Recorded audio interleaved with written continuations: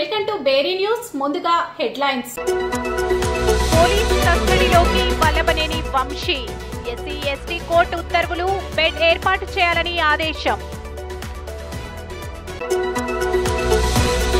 అవన్నీ నిజమైతేనే కాంగ్రెస్ కు ఓటేయండి, సీఎం రేవంత్ రెడ్డి.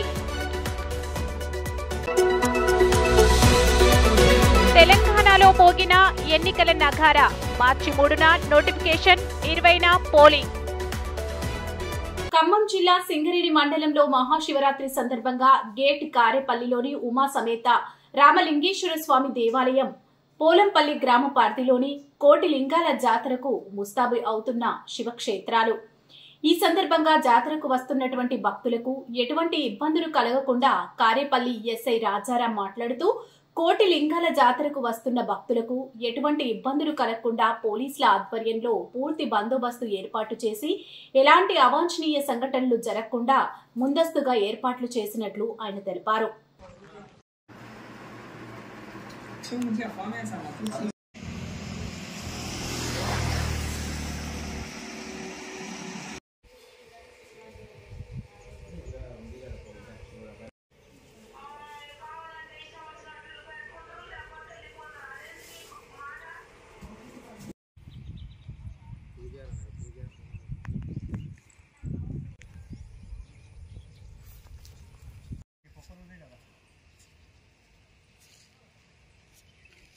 భారతీయ జనతా పార్టీ రాష్ట్ర అధికార ప్రతినిధి రాణి రుద్రమాదేవి, వరంగల్ జిల్లా ప్రధాన కార్యదర్శి డాక్టర్ గోగుల రాణా ప్రతాప్ రెడ్డి తల్లిగారైన శ్రీమతి గోగుల జయశ్రీ ఇటీవల మరణించగా నర్సంపేటలోని వారి స్వగృహనందు వారి చిత్రపటానికి పూలమాలలు వేసి నివాళులర్పించి అనంతరం కుటుంబ సభ్యులను పరామర్శించిన భారతీయ జనతా పార్టీ జాతీయ ప్రధాన కార్యదర్శి, కేంద్ర హోంశాఖ సహాయక మంత్రి వర్యులు బండి సంజయ్ కుమార్, వారి వెంట వరంగల్ జిల్లా అధ్యక్షులు గంట రవికుమార్, బీజేపీ రాష్ట్ర కార్యవర్గ సభ్యులు డాక్టర్ పెసురు విజయ్ చందర్ రెడ్డి, రత్నం సతీష మరియు ఇతర రాష్ట్ర జిల్లా నాయకులు తదితరులు పాల్గొన్నారు.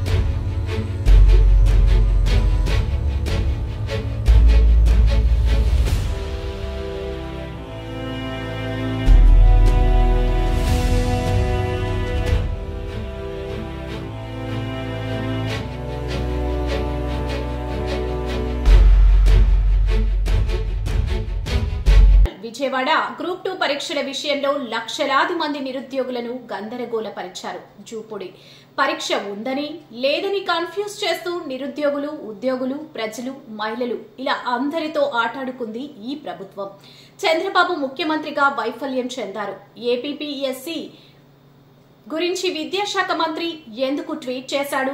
అది విద్యాశాఖ పరిధిలోది కాదు కదా అని జూపూడి ప్రభాకర్, వైఎస్ఆర్సీపీ అధికార ప్రతినిధి అన్నారు. At least there is a deputy chief minister. I think ఆయన ఎక్కడ ఉన్నాడో మనకు తెలియదు. ఆయన ఆ ప్రయాగరాజులోనో లేకపోతే ఎక్కడో గోదావరిలో గంగలో మునిగిన తర్వాత వైరల్ ఫీవర్ వచ్చిందట. ఎందుకు వచ్చింది బాబా? ఆ మునిగి నీళ్ళు ఏమైనా మునిగాడో లేకపోతే ఆ నీళ్ళు ఏమైనా తాగాడో ఏదో తెలియట్లేదు. లేకపోతే మంచి నీళ్ళు అనుకొని ఏమైనా తిన్నాడు. మనకు దాని మీద నేను కామెంట్ చేయదలుచుకోలేదు. ఎక్కడికి వెళ్ళి డిప్యూటీ సీఎం కనపట్టలేదు. Then who has to talk? Students ఎంతమందిని అప్రోచ్ కావాలి? అంటే మీరు మోసం చేస్తూ పోతే ఈ రాష్ట్రాన్ని మొత్తాన్ని మోసం చేసే శక్తి సామర్థ్యాలు కూటమి కలిగి ఉన్నది. మీరు ఈఎంలు వాడారా? కాదు. అవునో కాదో తెలియదు. కానీ ఏపీపీఎస్సీలో నిరుద్యోగుల మొత్తాన్ని మోసం చేశారా లేదా? ఒక్కరోజులున్న డ్రామా. ఎడ్యుకేషన్ మినిస్టర్ లోకేష్ గారు exam most probably post phone అయిపోతా ఉంది అని ఒక ట్వీట్ లోకేష్ గారు చెప్పారంటే ఆయనే కదా పాదయాత్ర చేసింది, ఆయన వల్లే కదా ప్రభుత్వం వచ్చింది, చంద్రబాబు నాయుడు జైలుకి పోతే కాదు కదా, ఆయనే చెప్పుకున్నాడు. నా పాదయాత్ర, దాన్ని ఏమంటాం? ఆయన పాదయాత్ర ఏ పేరు? యోగాళం ద్వారా కదా వచ్చింది, ప్రభుత్వం వచ్చింది, కాబట్టి అంతలోనే పెడితే ప్రభుత్వం ఎగ్జామినేషన్ పోస్ట్ పోన్ కాదా అన్న ఒక అప్పీల్ ప్రజలకు వెళ్ళిపోయింది.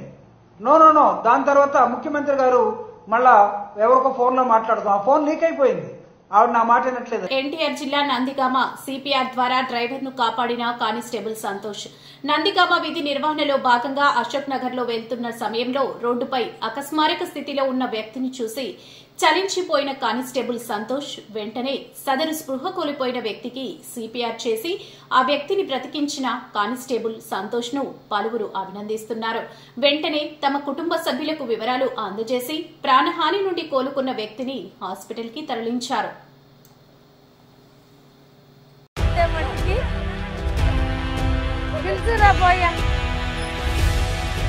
మంచి డ్యూటీ పోతున్నట్టుగా నొక్కయ్యా నొక్కయ్యా అన్నా నొక్కయ్యా నొక్కయ్యా నొక్కయ్యా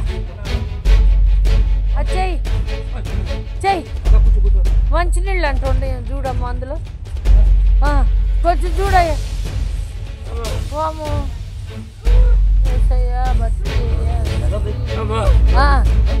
మంచినీళ్ళు అయ్యో అసలు ఇంట్లో వాళ్ళు రారే, ఎవరు రాట్లా.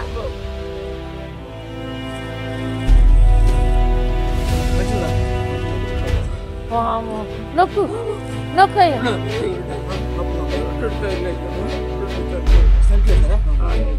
వేసారా?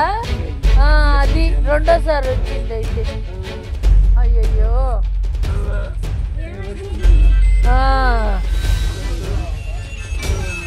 అసలు లేరా వాళ్ళు?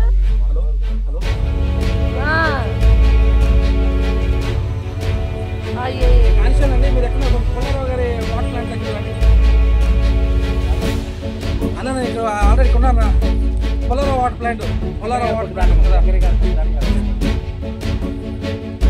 కొంచెం ముందుకు